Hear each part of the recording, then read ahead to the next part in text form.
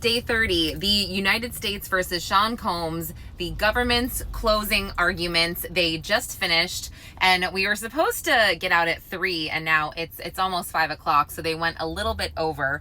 But I want to go into a little more detail. I know I gave a little bit of detail this morning, but I want to elaborate on some things just from the morning. So, Attorney Slavic, she went over the 5 counts: the RICO, the 2 counts of sex trafficking, and the 2 counts of transportation to engage in prostitution. And she actually did a lot of overlap with the RICO, the sex trafficking, and the transportation to engage as it points to RICO under the predicate act. So I know that sounds confusing, but what I'm trying to explain is she listed a bunch of predicate acts under RICO, which I read earlier and I will read again, and then she tied the separate charges to those acts as well, but made sure to clarify that, these are not just under RICO, these are also separate. So just to go back to that, it was the crimes under RICO. And again, one of the predicates for that is that the defendant has to act knowingly. And that is drug distribution, kidnapping, arson, bribery, sex trafficking, interstate commerce, and forced labor, and witness tampering. And again, you only need to find the defendant guilty of 2 of those predicate acts to get a guilty RICO verdict. So she brought up the mafia, and she said, you've heard about racketeering because of the mafia, but in this case, it's simple. It's when someone commits a crime with an enterprise and an enterprise that works for them, and this makes them more dangerous. And she actually said that the enterprise doesn't always have to want to do these crimes. They don't always have to know about these crimes. But if they are partaking and doing all this, then that is an enterprise. So, and also the 4 elements with RICO she talked about is conspiracy or agreement to participate in the enterprise, the fact that it affected interstate commerce, and they knowingly became a member of this conspiracy, and that the agreed members of the conspiracy would commit criminal acts. Let's see.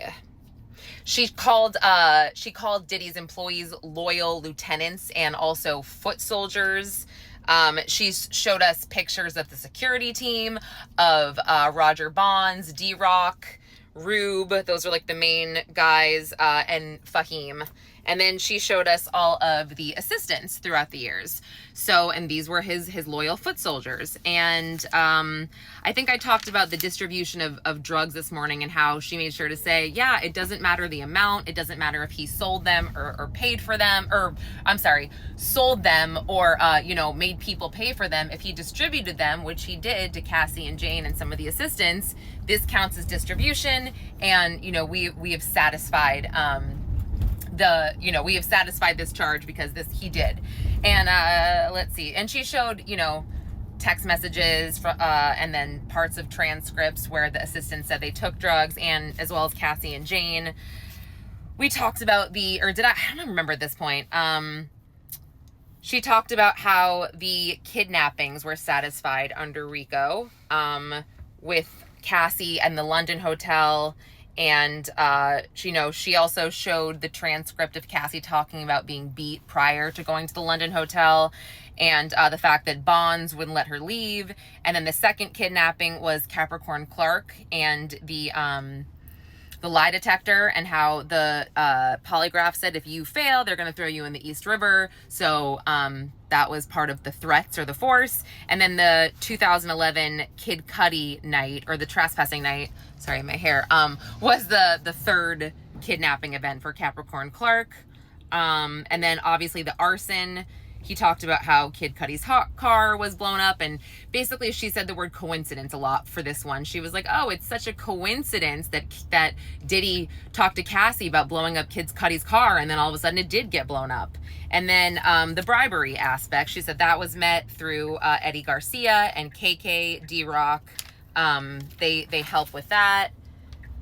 And then we got into the sex trafficking, and she again, she tied this to count 1 RICO, but also count 2 and count 4, which was Cassie and Jane.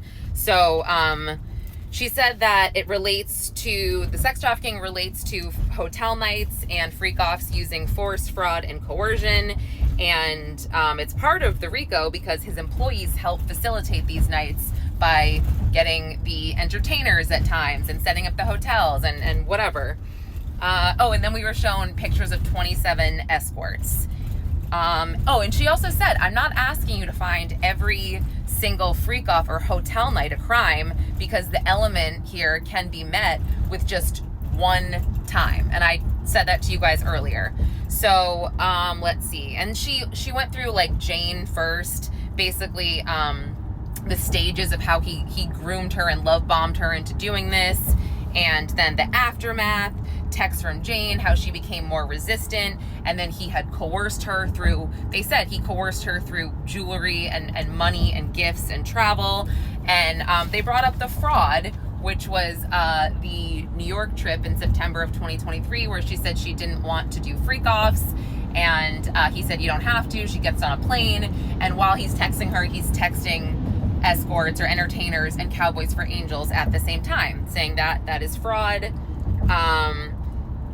Let's see. And then, then we got to Cassie, which took a while. Oh, and they focused on the 3, actually, it wasn't just that September 23 for Jane, it was October of 2023, the quote, sobriety party, where she vomited between escort 2 and 3, and he told her to get back out there. And then of course June of 2024, when they got in the physical fight, and then after he told her to take a pill and said, get out there and do whatever you got to do. I don't care if you F him SSD, just do it. And then he looked at her and said, is this coercion?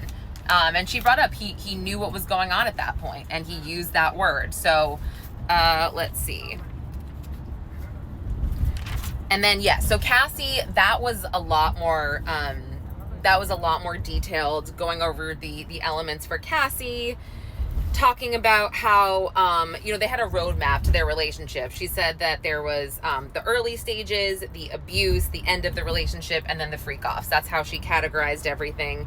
And then we saw a lot of Cassie's quotes from being on the stand. He chose what was next for me, basically. He controlled every part of my life. David James quoting that Diddy said she was moldable. And then, Slavic would say, they want you to call this DV, but it wasn't. He beat her before the freak-offs, during sometimes, and after.